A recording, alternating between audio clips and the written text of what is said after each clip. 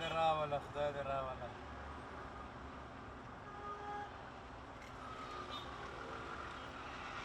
امیر استاد نکره بمیشه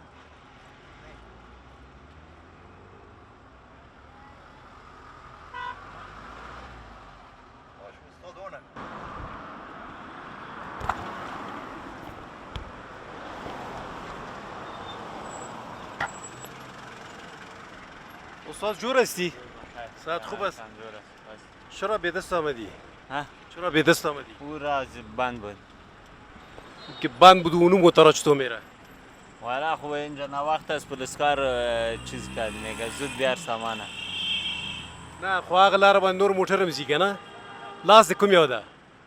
لاس اصل کې هغه د صحیح د غلطي مو کړې ده خو بس دلته پولسکار زنګ وایي زر ځان راورسوي په خپل غلطۍ اعتراف کې که دلته ټکر وکړي تاوان په تا ده که په بل چا دا خو په خپله په ما ده بس الله دې ورحمي ځه الله دې مال استرس پیدا میشه پرت دمو گیلاس وجود بیخي لاړ مقاومت کته شو افغانستان باید هیڅ قرنطین نه وای کړی باید هیڅ نه وای کړی د دې نه کم مریض درلود یا کیلو شتای په لاس درې میاشتې خلکو دې ته منتظر کړی د امارت انتظار وشو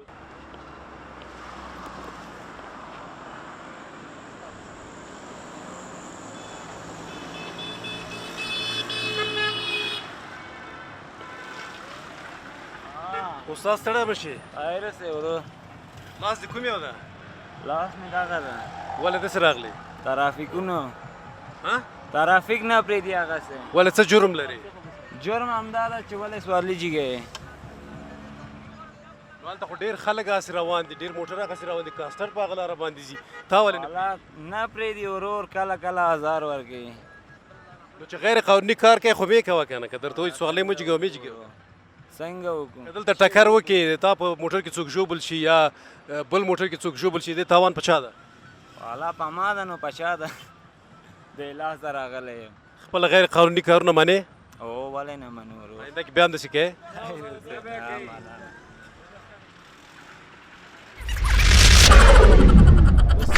ګورې چې رنګارنګ موټر لاس راځي ودرېږه که نه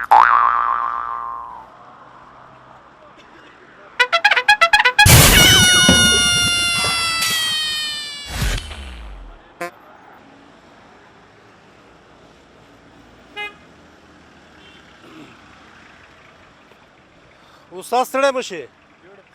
صحت دې ښه ده په خیر یې خیر و خیریت پوهېږې موږ دلته څنګه ولاړ یو نه که نه په دې نه پوهېږم د دغه بریدګۍ نه ځینې موټر داسې بې لاسه راوځي بېرته بیا په دې لاس باندې ځي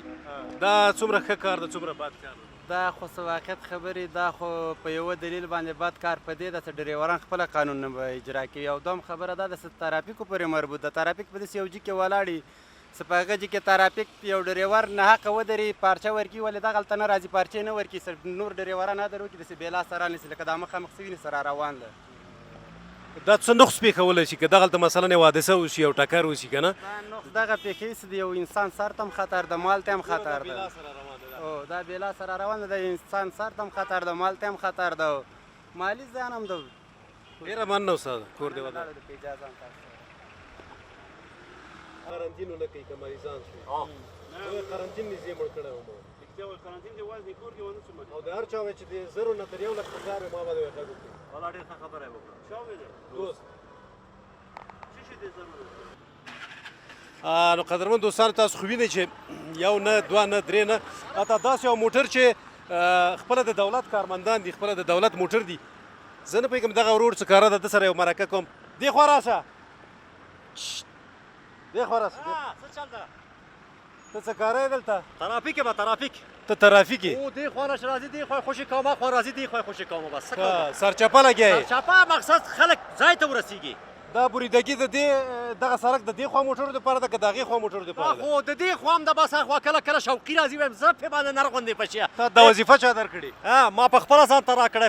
وظیفه په دې چې هر چېرته لاړم چا راته وظیفه رانه کړه نو مجبور یم چې دغلته هر موټر نصیب یو او دغسې بس خوشې کړمه خبره په دې کې ده نو ته دا